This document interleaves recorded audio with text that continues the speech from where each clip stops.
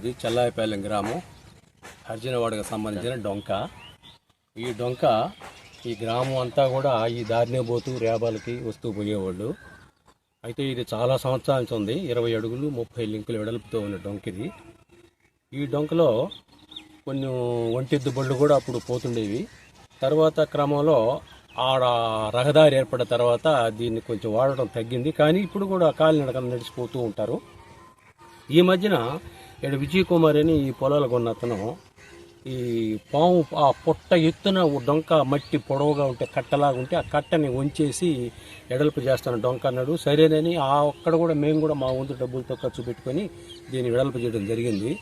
అలా మన తర్వాత సచివాలయంలో కూడా చెప్పాము, సార్ మాకు ట్రాక్టర్ పోయే డొంకది ఇప్పుడు బాటలేదు, పొలాలు లేకపోవాలంటే కొంతమంది రానించలేదు, మా పొలాలకు ఇబ్బంది పడుతున్న దారి లేదంటే వాళ్ళు వచ్చి మార్కింగ్ చేసి కూడా వెళ్ళారు.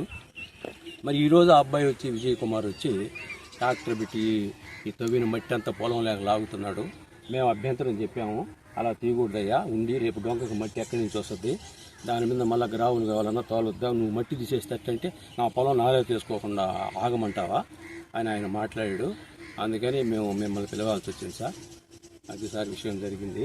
మీరు కూడా చూసి ప్రత్యేకంగా చూడండి సార్, పరిశీలించమని మిమ్మల్ని రిక్వెస్ట్ చేస్తున్నాం సార్. ఎంతకుముందు నమస్కారం సార్. ఇది 8 అడుగుల గడ్డ సార్. ఇది అందరూ వచ్చిపోయే దారి. రైతులకు రావాలంటే ట్రాక్టర్ ఎట్టే రావాలి సార్.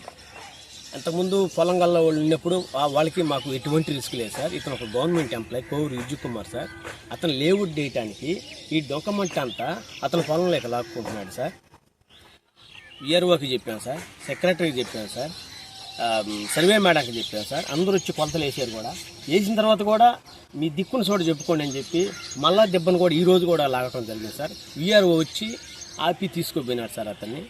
ఇట్లా ఈ డొంక మాకు ఇది లేకపోతే మాకు దారి లేదు సార్. అధికారులు మీరే మా మీద దయ ఉంచి మమ్మల్ని కాపాడమని వేడుకుంటున్నాం సార్.